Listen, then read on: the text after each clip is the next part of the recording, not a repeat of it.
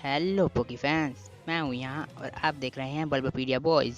तो वीडियो पसंद आए तो कर देना लाइक और चैनल पे न्यू हो तो कर देना सब्सक्राइब।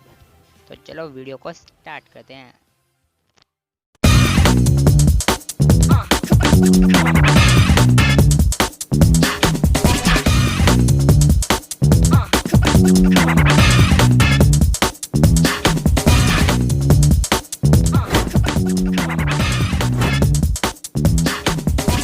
तो आज की वीडियो का टॉपिक होने वाला है ऐश के चाइज़ार्ड के सारे बैटल्स, मतलब कि चार्मेंडर स्टेज 2 चाइज़ार्ड स्टेज, उसने जितने भी बैटल्स किए हैं हम उन सब को देखने वाले हैं।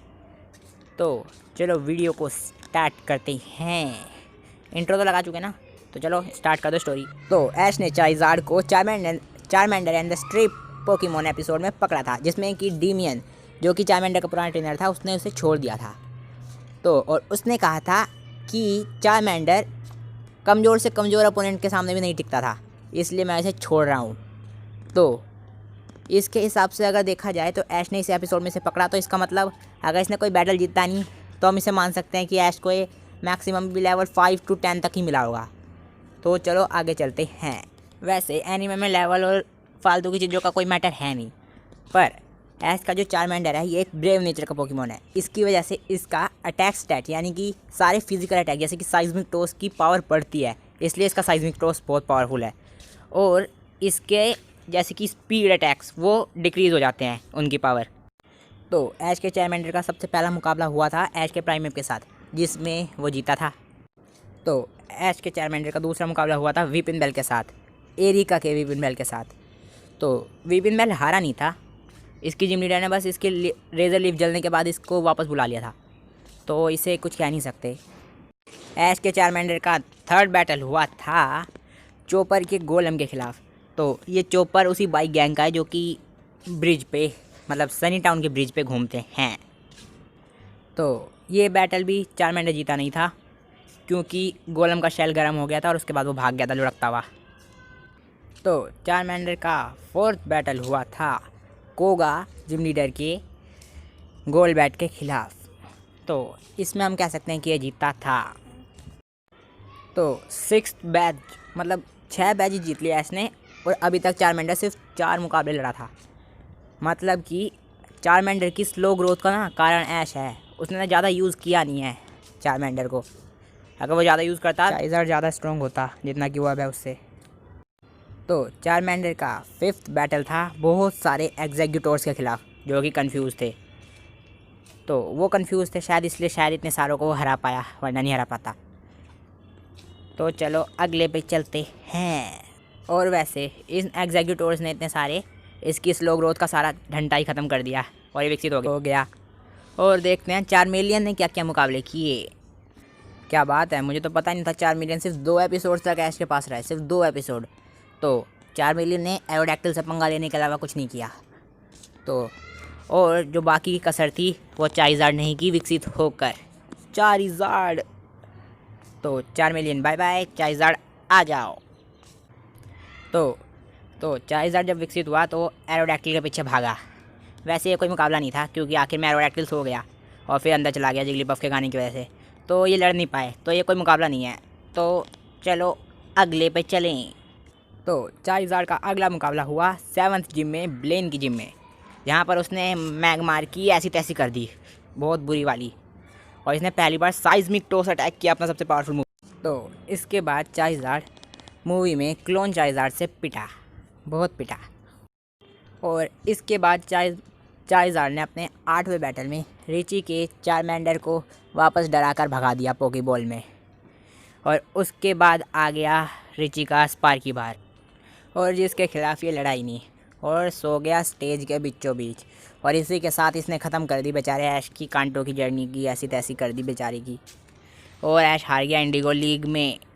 तो जब पोकेमोन लीग के बाद पैलेट में पार्टी हो रही थी, तो उसमें से खाना देख के लालच आया, और जब टीम रॉकेट ने खाने की ऐसी तैसी कर दी तो इसने उनकी ऐसी तैसी कर दी।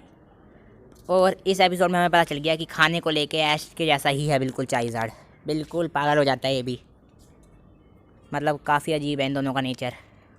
तो ऑरेंज आइलैंड के एपिसोड्स में इसने ट्रेसी के साइथर से दुश्मनी मोल ले ली, भले ही लड़ा नहीं, वरना हमें पता है साइथर का क्या हाल होता। तो चलो अगले मुकाबला देखें। तो इसके बाद चाइज़ार्ड ने अपना 10th बैटल ऑरेंज आइलैंड्स में टोड के पोलीव्रैथ के खिलाफ लड़ा। तो इसमें तो भाई क्या जानूँ, बहुत बुरी तरह हारा था चाइज़ार्ड, बहुत बुरी तरह। और शायद उस ट्रेनर का नाम टोड नहीं टैड था, है ना। तो चलो अगले पे। तो चाइज़ार्ड ने उस टैड के पोलीव्रैथ को अपने 11th बैटल में बहुत बुरी तरह हरा दिया और इसके बाद वो ऐश की बात भी मानने लग गया। तो ऑरेंज आइलैंड्स की लास्ट जिम बैटल में इसने पिकाचू के साथ टैग टीम बनाकर एलेक्जाम और मैरोवैक को पीट दिया। तो चलो अब आगे चलते हैं। वैसे इसने बहुत से हमले तो पिकाचू पर भी कर दिए थे, है ना। तो इसके बाद अपने 13वें बैटल में चाइज़ार्ड लड़ा इलेक्टाबस से, जिसमें कि ये जीत गया था। और फिर ड्रेक के ड्रैगनाइट ने चाइज़ार्ड की ऐसी तैसी कर दी, उसी को पटक दिया उल्टा। और अगले पे तो चाइज़ार्ड लड़ा अपने 15वें बैटल में केसी की चिकोरिटा से और उसके रैटिकेट और पिजी से भी, मतलब रैटाटा और पिजी से भी, और तीनों को हरा दिया था चाइज़ार्ड ने।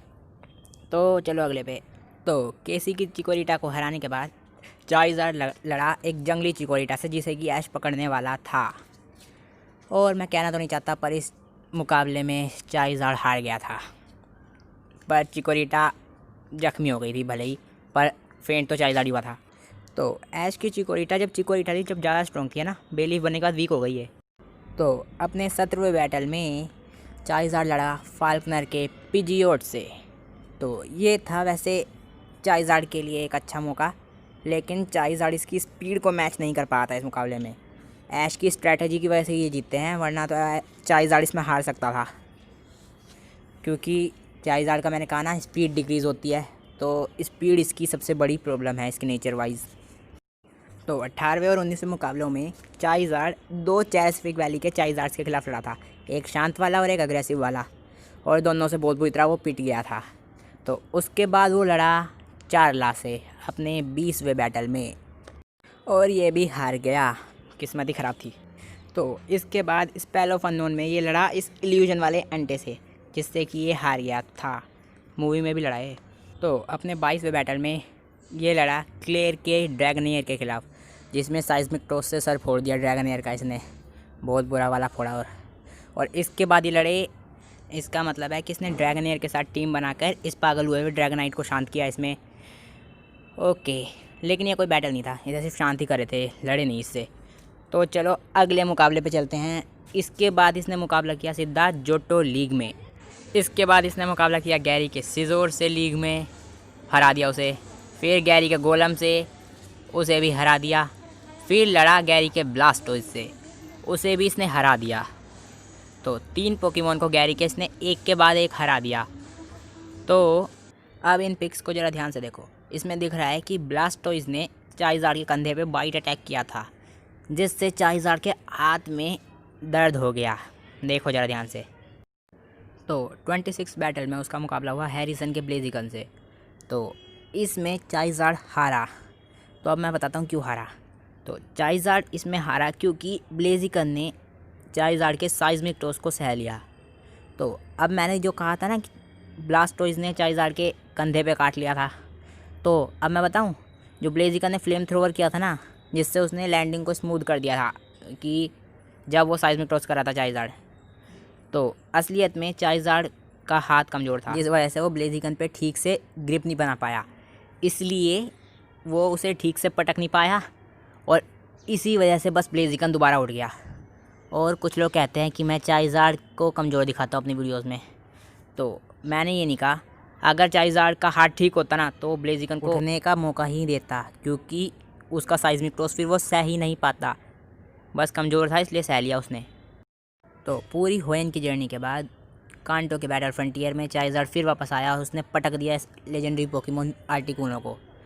तो अब मैंने कहा था इस वीडियो, मतलब एक वीडियो में, कि चाइज़ार्ड की बहुत बुरी हालत हो गई थी एक जंगली लेवल 50 के आर्टिकुनो को हराने में। तो लोगों ने कहा था कि इसने कॉम्बिनेशन मूव यूज़ किया था उसके ऊपर, और कॉम्बिनेशन मूव्स मतलब ज़्यादा पावरफुल होते हैं। तो चलो एक चीज़ दिखाता हूँ तुम लोगों को। तो ये है फैंडम वेबसाइट का ये तरीका, देख लो कि कॉम्बिनेशन मूव्स की स्पीड और एक्यूरेसी ज़्यादा तेज होती है पर पावर नहीं। पर कुछ भी हो, चाइज़ार्ड ने अपना 27वां मुकाबला भी जीत लिया। तो अब लेजेंडरी बर्ड को हराने के बाद चाइज़ार्ड में थोड़ा सा मेरे हिसाब से घमंड आ चुका था। बताइए क्यों? तो जैसा जोटो में चाइज़ार्ड छोड़ा था ना ऐश ने, वैसा बैटल फ्रंटियर में देखो जरा कितना बड़ा बन गया था वो। तो मतलब ट्रेनिंग करता था वो, तब इसलिए इतना बड़ा हो रहा था।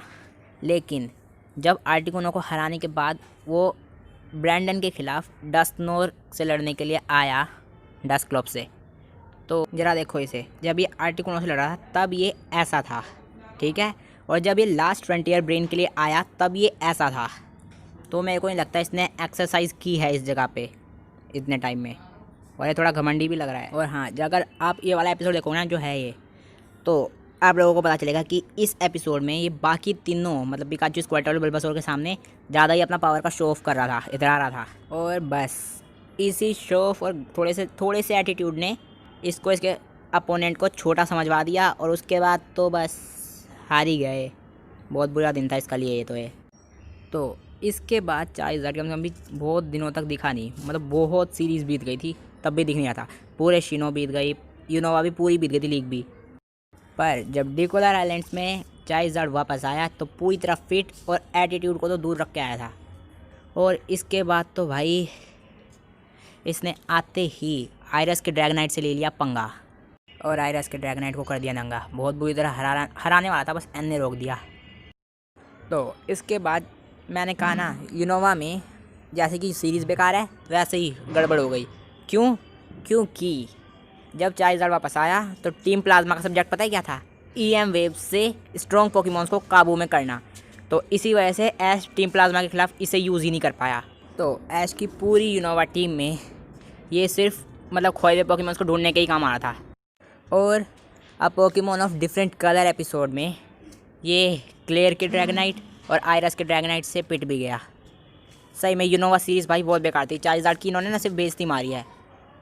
तो जब यूनोवा सीरीज़ ख़त्म हो गई तो चाइज़ार्ड रुक गया प्रोफेसर ओक की लैब में। लगता नहीं है कि अब ये पैसिफिक वैली जाएगा, क्यों? और इसका साइज़ भी नहीं बढ़ाना ज़्यादा, लगता है ज़्यादा स्ट्रॉन्ग बन नहीं पाया। तो चाइज़ार्ड अब पूरी तरह से प्रोफेसर ओक की लैब में पड़ा है। तो वीडियो के लास्ट में मैं पैसिफिक वैली के बारे में आप लोगों को एक बात बताना चाहता हूँ। पैसिफिक वैली जो कि चाइज़ार्ड्स को सिर्फ़ और सिर्फ नए नए मूव्स सिखाती है, ये स्ट्रॉन्ग नहीं बनाती उन्हें।